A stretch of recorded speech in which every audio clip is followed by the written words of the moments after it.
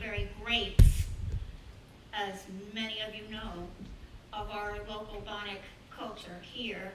And we want to be able to play this film, not only at the Farm Museum and at the library, but at Bluff Road Maritime Museum when the town decides to put some money into it, so that we've got the story of men's lives in perspective after 40 years. And we want to be able to play this in any other historical organization that wants to explain this kind of fishy issue that happened 40 years ago. And so my name is Prudence. I'm a Talmadge Hamilton caravan, and that means I'm 12th generation East Hampton, and about 40th generation in England, and then Alexander Hamilton, we haven't quite figured that out, number of that yet, but he's in there too. So I sort of come with a pedigree that says, know who you are, and then tell everybody else how wonderful it is to be from East Hampton. That's my job right now. East Hampton, when I grew up in the 70s, was a quiet, peaceful little place where you walked down Main Street and you knew everybody and you smiled and you waved and you got stuck with somebody for 20 minutes and moved on. Today you walk down the street and nobody wants to look you in the face. And that is a sad commentary. Now, let alone the fact that we can't shop in East Hampton Village anymore is, beside the point, I guess. 375 years ago, an experiment started here in East Hampton. That experiment included people from Connecticut, from England, who came here after leaving Southampton. I wonder why. They left Southampton and came to East Hampton. And what did they say? They said, hey, Sachem, from the Montaukets, how do we do this? And of course, Lionel Gardner was around to make everybody happy and peaceful and moving in the right direction. So we had the Montaukets, the early Bonikers, and Gardner's Island, and then eventually the freed blacks from Gardner's Island in 1820, who came to live in Freetown with all the rest of us bugs and build the town. We built the town. And we built it so well that everybody wanted to come and be here. And until about 85, that was a summer thing. We could handle that. We needed the money. They needed the help. It was an exchange that worked very nicely for everybody. Yes, you'd see Marilyn Monroe naked on the beach in Amagansett, and maybe people went, but they didn't call the press. Paul McCartney, I knocked down with my shopping cart in the A&P. I got him up off his feet and apologized, and he said no problem, and that was the end of it. Nobody called the press. That's why they like it here. They liked it here a lot, because nobody bothered them. And we knew they needed us, and they knew they needed us, and we were a mutual beneficial society for a very long time. Then the 80s came, and the first thing that happened in 1981, I remember, is my uncle Dave Talmadge saying somebody tried to run him off the road in his tractor. And the guy was shouting, get the tractors out of here, it's Saturday. Well, you can imagine what a Boniker might do in response to that. And I thought, okay, things are changing.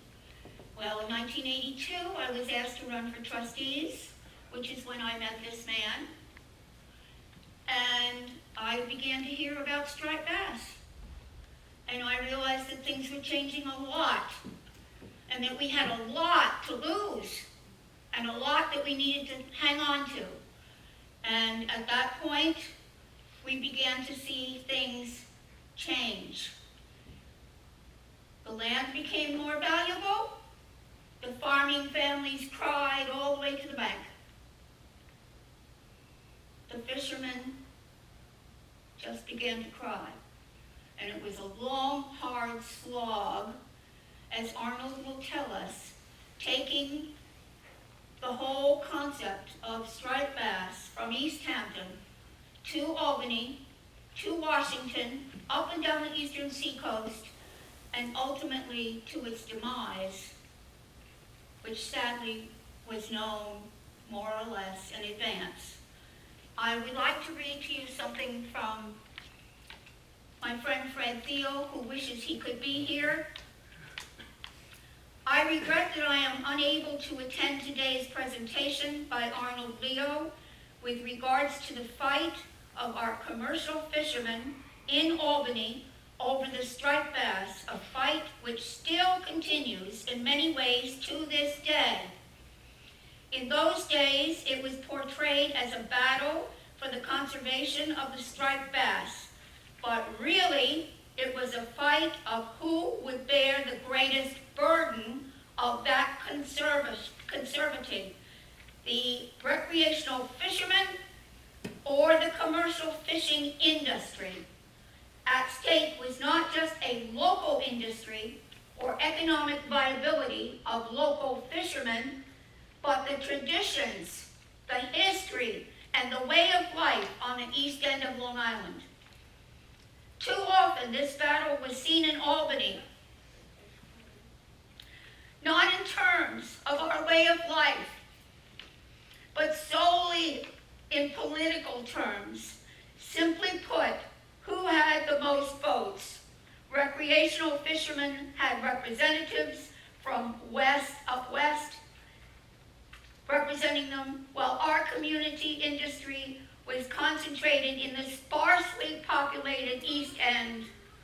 Our commercial fishermen and our state representatives in Albany often fought a lonely fight where they were grossly outnumbered. It is these long odds that makes the advocacy and the work of folks like Arnold Leo and Stuart Vorpal's bride, Mary, all the more courageous. Too much was at stake to simply give in to the greater political forces.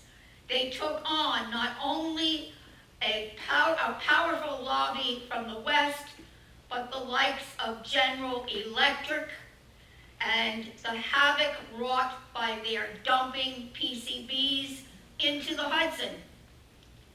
We all owe Arnold and Mary, the Fellowship of the Fishermen, a tremendous debt of gratitude for fighting for those things that we hold dear and that make the East End special to us. I know you will find this presentation fascinating. That's from Fred Thiel. So I'm going to ask Mary if you would, Mary is Stuart Vorpal's bride. That's the only way I've ever known her. Mary was right beside Stuart every step of the way. When I was 18 years old, my grandfather gave Stuart Vorpal, who was 28 at the time, the Duncan patent. Now, if anybody doesn't know what the Duncan patent is, maybe Arnold will explain it without, can you explain the Duncan patent? No. The Duncan patent was a document given by the king to the people of East Hampton to support their control and a resourceful industry with the local waters. And that was a very, very strong patent that was supposed to give the trustees the greatest strength they needed to protect the local waters. Did I get that right? Yes, basically it does. It said that the trustees of the town would control the wetlands and the estuaries and the ocean beach. Well, I know that Stuart beat people on the head with that for a long time in town meetings, and Mary still has that Duncan patent with Stuart's and Ferris Talmadge's writing on it, and this is a document which is a gift from the king in 1638. They told us who could control what, and it didn't always work. right. But Stuart did his best. So Mary, would you like to say a few words now?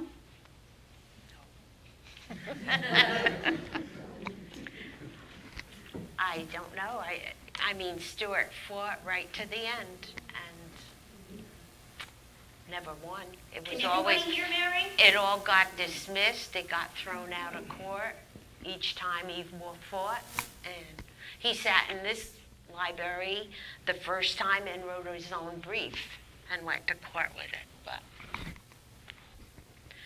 it went to all the higher ups and got dismissed.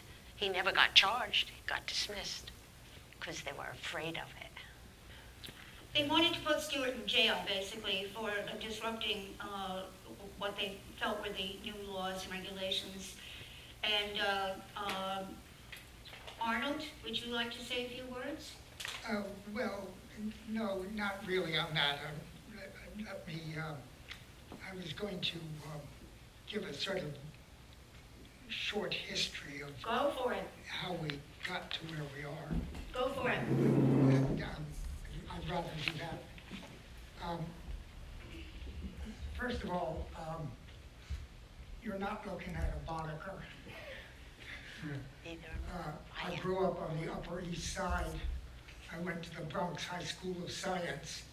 I'm about as far from being a Boddicker as you can be, except in the late 1970s, because of one thing and another, I won't get into those details of my life, I ended up becoming part of the fishing community in East Hampton.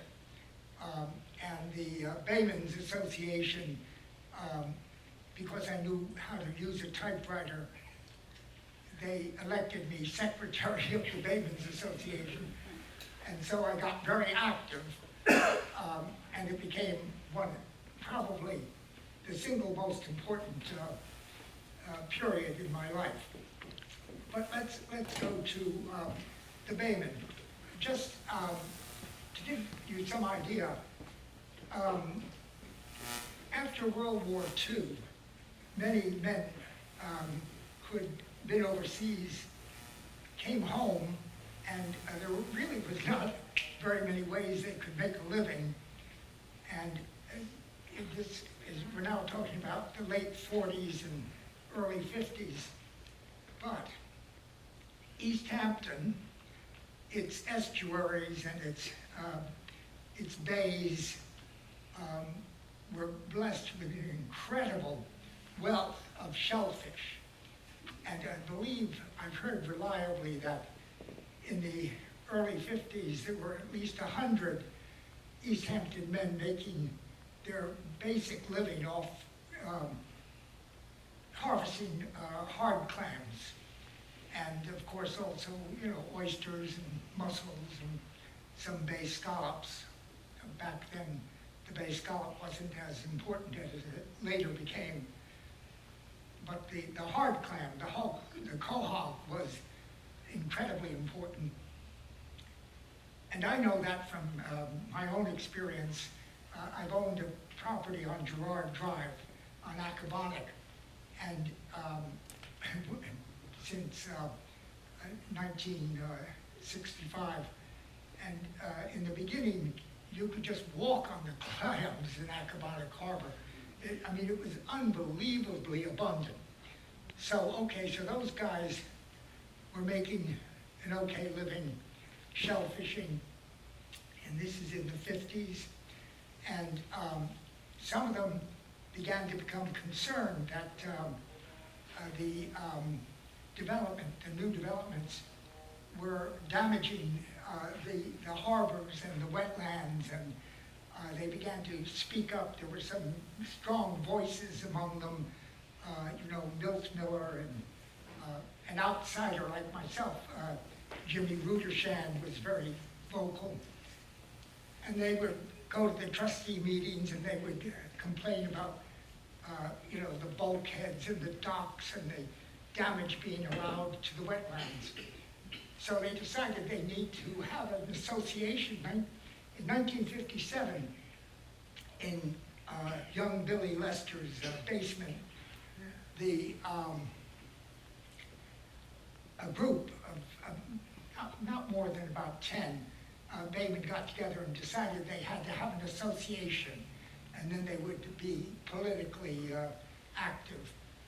And it took them a couple of years, but in 1960, I'll just read you a very brief description of what happened. On the evening of March 8, 1960, 60 local baymen gathered at the American Legion Hall and reorganized the East Hampton Town Baymen's Association, adding that Milt Miller has been working for some time to get the group going again. Meeting was called to order at 7:45 p.m. by acting chairman Milton Miller. Milt explained that the purpose that night was to elect new officers for the association, and old man Bill Havens quickly nominated Milt himself for president.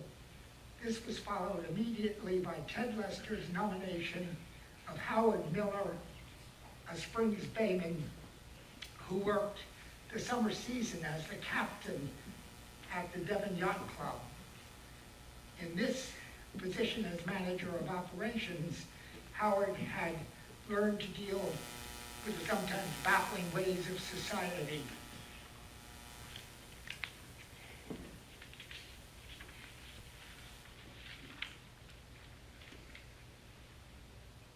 In any event, Howard was elected the first president of the association, and so they began to become very active politically as an organization on a local basis. Now, the next thing that was happening in the 50s, while there was this incredible activity of shell fishing, an ancient form of fishing called hull seining had begun to be active. Old Ted Lester organized a crew, and soon after, this was in the early 50s, Lindy Havens organized another crew. And eventually, there were 6 hull seine crews. Now, for those who don't know, a hull seine is a rather long net, and this net is launched at the ocean beach. They actually back a dory right down into the surf, and it slides off the trailer into the surf. And the engine, the outboard engine, is mounted up in the bow, which makes it very hard to steer, so you really have to know what you're doing, especially if the surf is a little rough. And the reason the engine's mounted up front is because out of the back, a 3,000-foot net is being trailed out. And it's being trailed out in a great big horseshoe shape. And it comes in farther down the beach, and then the 2 ends begin to be winched in slowly, bringing the net into the beach. It was a very heavy-duty type of fishery, but what is important about it, the point I want to make about it, is that each hull seine crew had 5 principal men. That meant with 6 hull seine crews, there were 30 families dependent on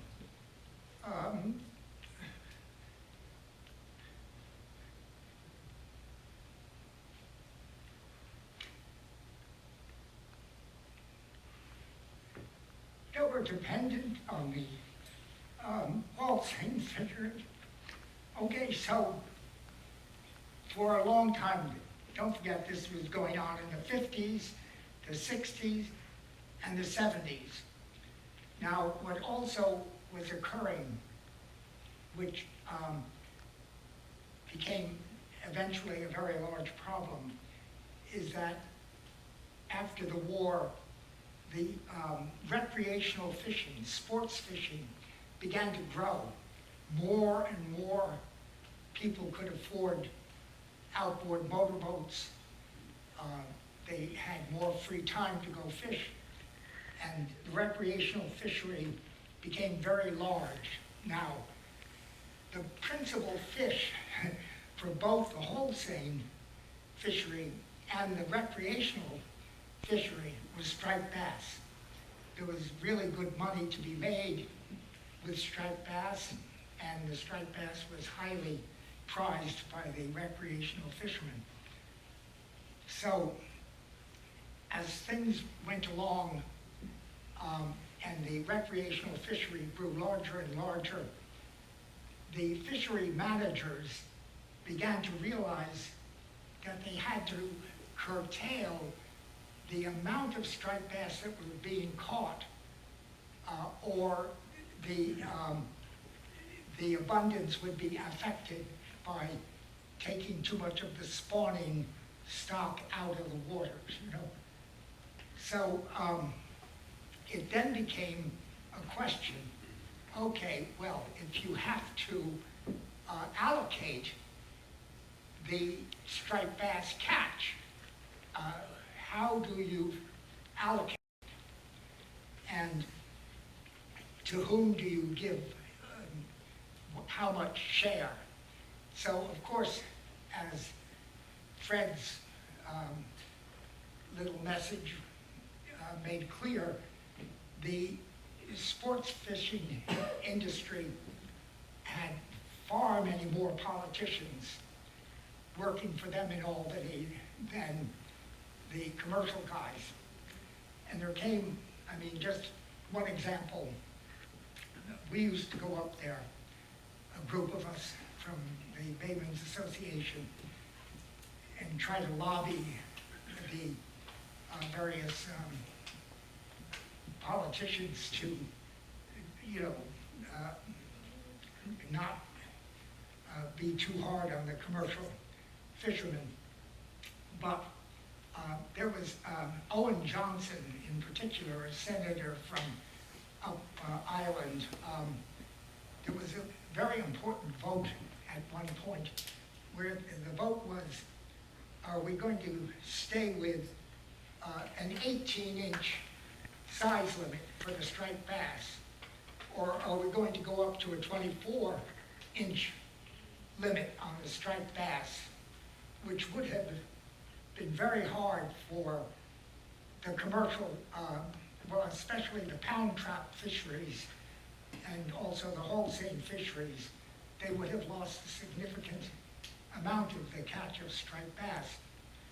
So the vote was put before the Senate in Albany, and Owen Johnson got up and he said, well, those commercial fishermen, what do they need this striped bass for? They can change sheets in motels. Now, that was the kind of attitude we were up against in Albany. Okay, so things weren't going too good in Albany. But then the federal government decided that it was time to organize an agency to manage the inshore fisheries. Now, the inshore fisheries are those from 3 miles into the shore. From 3 miles out to 200 miles are the offshore fisheries. So the inshore fisheries, of course, are where the striped bass really are. And so there was created the Atlantic States Marine Fisheries Commission, and their job was to manage the inshore fisheries from Maine to Florida. And that began the second difficulties for the wholesalers, because the regulations which were coming out of the Atlantic States Marine Fisheries Commission were more and more strict. in order to, they said, to protect the spawning stock, so there'd be plenty of big striped bass for the sports fishermen to catch. Anyway, that went on usually with results that were not good for the commercial fishermen. But the final real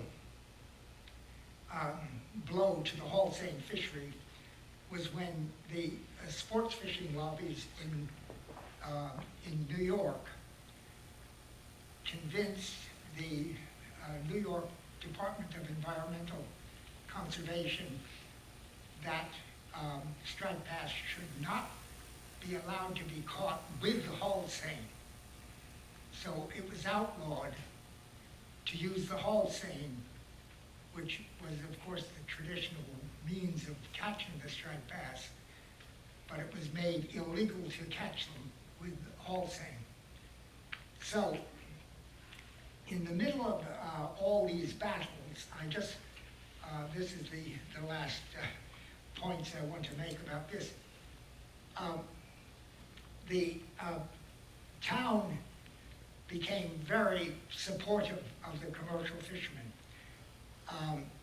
There was, of course, Adelaide de Menil really put a huge amount of money behind creating the book called Men's Lives. Adelaide actually financed 10 of the prominent photographers of the day to come out here for a year and a half, and photograph what the commercial fishermen were doing. And she, in many ways, was helpful. But also, Billy Joel called me up one day. I mean, you talk about surprises. And he said, oh, this is Billy Joel. I wonder if there's some way I can help. And I said, oh my God, that's great. So he became a supporter.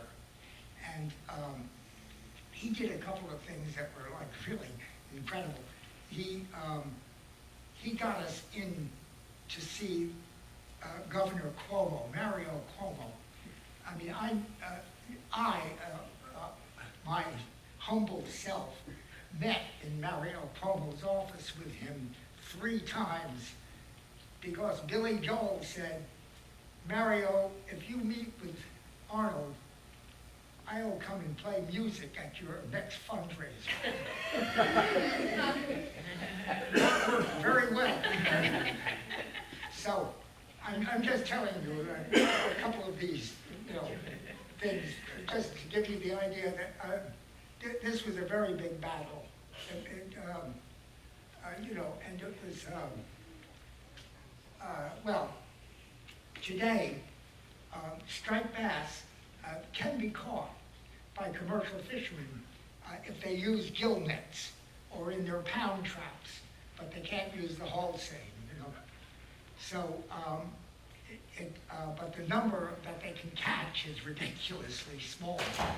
And it's like,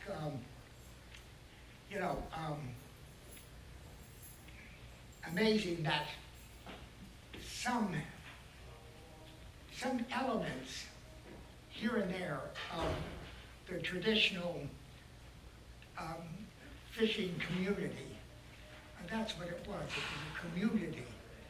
And that's what was so important about it. It was communal life, where people really lived together and shared values.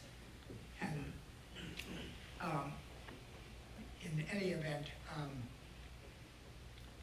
the end of that was a sad thing, but it's not entirely over. There are, as I was just mentioning, here and there, families that still try to keep, fishing and shell fishing, and but for the most part, the men can't just fish. I mean, they also have to be cutting lawns or doing some carpentry, work. I mean, to the ability to live a full-time bayman that's pretty well gone. I think I've said enough. Well, I hope you all heard every word, because, just a second, Hugh, because I think what this man shared with you is a perfect rendition of what happened almost moment to moment. And Arnold, I can't say how grateful I am enough for your memory and your putting this all together in a way that we can all easily understand today, because I believe that's the first time in 40 years it's been done. So thank you. Hugh, what? Arnold and Mary, LTV has a program every once in a while where they show Ted Lester's crew with Jens and Ralph Carpentier. Is that a good representation of what Paul's saying? Yeah, right. I also, at one point, got involved over at LTV, and I edited also a Holstein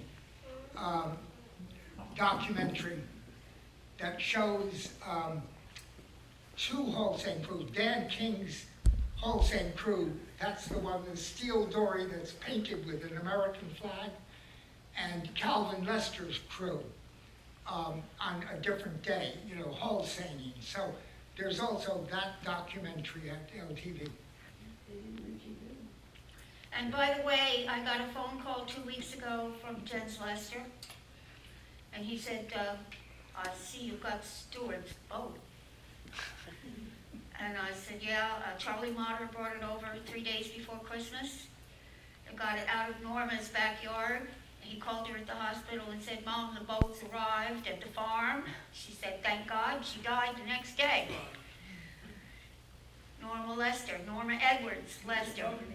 So we took Stuart's boat and we lit her up for Christmas.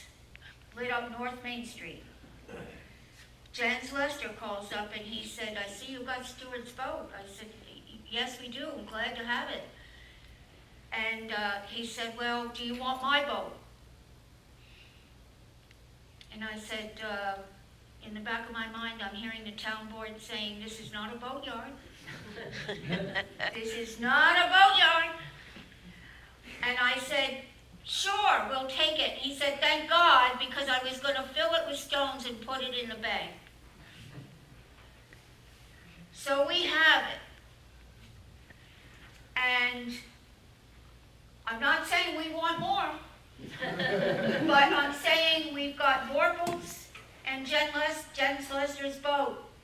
And what I'm going to say to everybody, starting today, is that when the Marine Museum gets its act together and is a beautiful place for all these things, they can have those two boats. But until then, they're at the Farm Museum.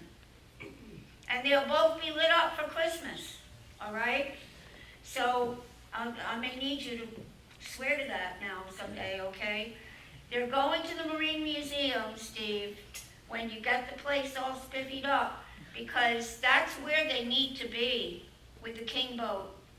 Does everybody agree with me here? That's where they need to be, all right? But not at the bottom of the bay with rocks. That's not where they need to be. One thing that Arnold said that is so screams out to me is the fact that people were in a community. They took care of each other. They looked after each other. I had 3,200 cousins in this town growing up. My mother was very cautious about who I went out with. I had to marry an Irishman to bring in new genes. My point is, it was a community. We have got to find a way to hold on to that community. And that's what we're doing at the Farm Museum. We can't walk away from that community. people sell and they move away, and that's fine. I understand you work hard all your life, right, Mary? Somebody puts $1 million in front of your face, who am I to say, don't take it? Do what you want to do. But those of us left who can afford to pay the taxes need to keep the community, which we have built for 375 years, alive. Please. That's an important goal. And these two people, you know, I know Mary doesn't like to talk publicly. I know Stuart did everything. But she came today to tell you what happened to Stuart. And Arnold came with the whole story laid out, chapter and verse, of what happened to the striped bass industry in Seining. Does anybody have any questions of either of them now? Oh, I remember they instituted a 24-inch requirement for striped bass. I forget, did they increase it to 36? I don't remember. But Oh, no, it's been up and down, it's all over the place. all over the place? Yeah, But when did they actually ban wholesaling for striped bass? When did that occur? Oh, well, you're asking somebody with an utterly faulty memory to remember a date. Was it 80s, 90s? I cannot possibly remember what the date was. 80s. No, it would have been later. Bill. It would have been later. No, later. Do you remember what year? Yeah, I remember. What year was it? But Dad left in '83, but I think it was more around '88 when they. Yeah, it was later, it was Yeah, later. that was- Yeah, they didn't stop it then, but they started putting the restrictions onto you. First they took a quarter of an inch, then they took another half an inch in distance and added to it, to the size of it. Then they added a different portion of, a different part on the fish that you measure. It wasn't just, we're gonna do this, we're gonna do that. They snuck everything in as they went along, and it just went along, and everybody went for it. But the basic part of the wholesaling started going down in 1982, 83. Yeah, It just continued to drop yeah. at a rate, I didn't watch it because I went on and did something else. So, I had to stay away from the ocean, I couldn't get down there, it was a place I loved. Okay. We understand how you feel. Yes? Norman Edwards was my neighbor on Atlantic Avenue. I still live there, and I remember that boat for many years being in his backyard. And I'm asking you why Stewart's boat was in Norman Edwards' backyard. It was called the Little Something. No, that wasn't Stuart's I boat. thought you said it was. No, No. not in Norman Edwards's. Who mentioned Norman? You had Well, Norman. Norma Edwards It was took the boat Marta. at one point to store it behind her barn. Right, right. When that was, I don't know, but it was, It was Stuart around made the It boat. was in the 1965, 90s, so, yeah. It was there for many years, and now Yeah. it's gone. Yeah. Well, it's at the Farm Museum. That's where it is. Not that I know. Pretty cool. Was Logan Stewart's inboard? The trap boat that he had is there. The steel one? The steel one that he built, the big one. The rest, the barge and all that, he cut up when he couldn't fish no more. Was that the boat that he was in when he died? Norman, yes. Yep, it rolled over. That was one of the boats from Promised Land, That's what I thought. the bunker boats. It's cool to have a dory collection. There was 5 of them, Yeah. trying to find the other 2. Yeah, Mary, did you fish with Stuart? At times, yes. Yeah. Would you tell us one fishing story? Oh my gosh. Oh, well, he was trap fishing, so I'd go out and help lift trap. I used to go, he built all his poles, because he had a deep trap, and he built all his poles out of metal, and I'd go down and help him scrape them, I'd help paint them. He'd load them on the barge, take them. He was a one-man team for a long time, a one-man team. And then in 91, he had his first heart. When he got out of that, I told him no more trap fishing, because he would do it all himself, and I said, you're not going to be able to do that. So then he went into, he had a little boat, and he'd go dragging. And he did that for, And I imagine. till was he very- couldn't do it anymore because the government put him out. And I imagine, even if he wasn't fishing, as my brother-in-law Jarvie did, you had to go look at the water and be sure it was still there every day. Yep, We used to do a lot of trips to Gann Road. Yep. His dad would always go to the ocean. His dad always, when he'd come home from Florida, he'd go to the ocean, make sure it was still there. Yep. I'm a novice to this whole thing. When you say a trap, is it like a lobster box? Is that what you're talking about? No, it has a whole box and a tunnel and a leader into shore. He used to fish down at Water Fence a lot. It was, and first he had a smaller trap, then he decided to put in a deeper one. So Yeah. is it like a line with many hooks? No. There's no pole, if you go down the Bay Beach and you see the poles Yeah. going off the beach. That's the lead, there's a net attached to those, that leads them out, and then there's a group of poles at the end, and that's the pound of the box the fish are let into. There's a net there that they funnel in, once they get in, it's not easy to let it out. It's all net, it's all rope and net, there's no hooks, so it's all net. It's all net, no hooks. Mhm. Yeah. You Yeah. know, there's Elvis, there's Madonna, and there's Cher.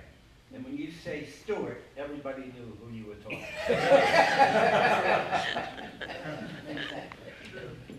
The last thing required. Yeah. I grew up in Oyster Bay, around in the bay in there. The flowers people collect, they were the shellfish people, and they did all the shellfish there. And to get a job on their boat was like the biggest summer thing that you could imagine, Wow. to be on a boat Uh-huh. and to work the boats. You had to like be the best kid in the neighborhood. Yeah. And everyone did what you people did.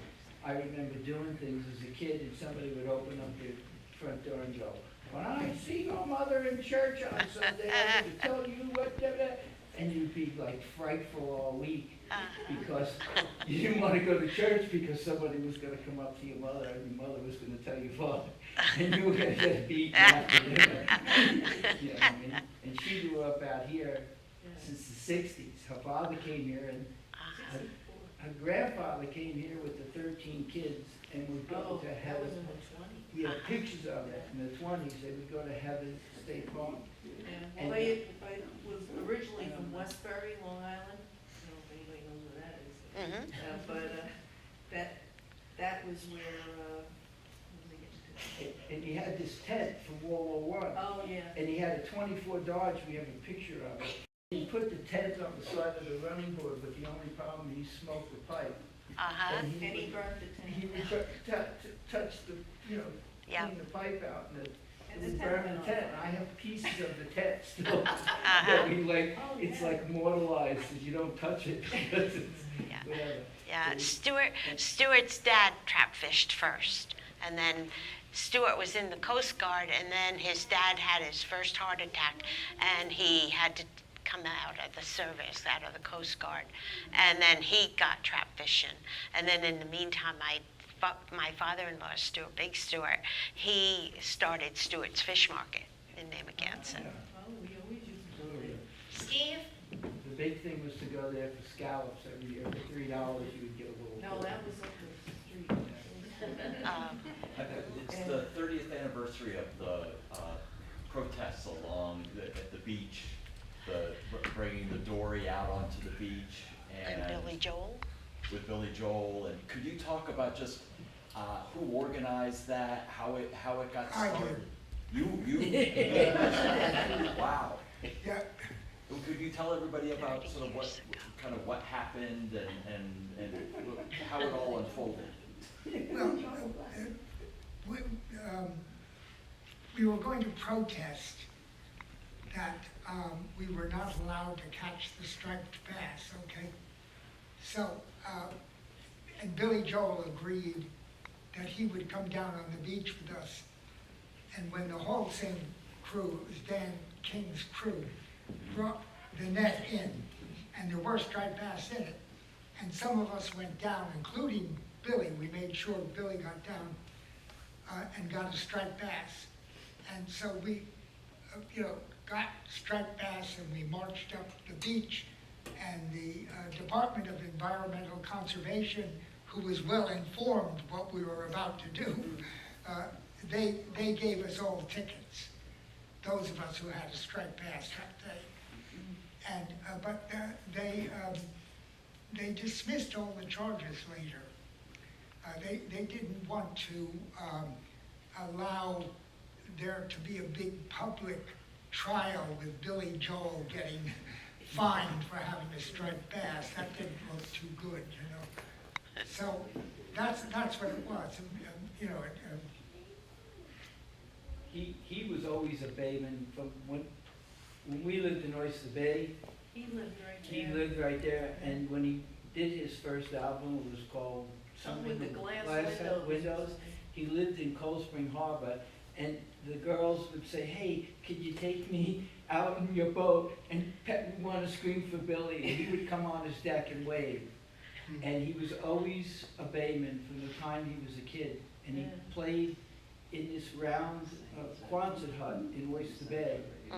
When he was in the first band he was in, and he would always, he was also part of the Friends of the Bay in Oyster Bay. It was a group for the lobstermen and shellfish people, because they did the same thing to you as they did to them. They would only let them take so many oysters, and they fed those areas for years, with, like they do out in Dry. I just want to let everybody know that I did notify Billy Joel that we were doing this today, so he is aware that this has happened. He's a busy man, of course, he's got some health problems like some of us, and but he is aware that Arnold and Mary were here today. I also would like to wrap this up by saying, both the farmers and the fishermen depended on the weather and the market.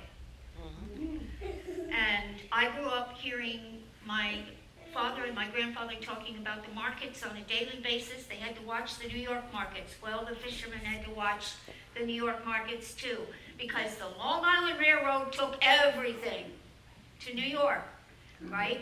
And those were the two things that the weather and the markets held those two ways of life together. And they are both gone. They are both gone now. But that doesn't mean that the community that encouraged the livelihood and encouraged the way of life of the Monikers has to go away entirely. We can still be a presence here, because as I've said 100 times, in 50 years from now, those who've spent millions and millions of dollars for property here will turn around and say, what happened to that sweet little village? It's not the same. We can manage in our own way through history projects, through, as my grandmother used to say, walking each other home, which is all we're here to do. Treating each other with kindness and understanding, and remembering what was. We don't have to sell that. It's not about the money. We don't have to sell that. So I appreciate your coming so much today. And I know we've got a good piece of film that hopefully you will see on LTV or at the Farm Museum. And I'm grateful to all of you. This poor lady has been here so uncomfortable. But I told her, Stuart can't be here. He's fishing. But Mary came. Thank you, Mary.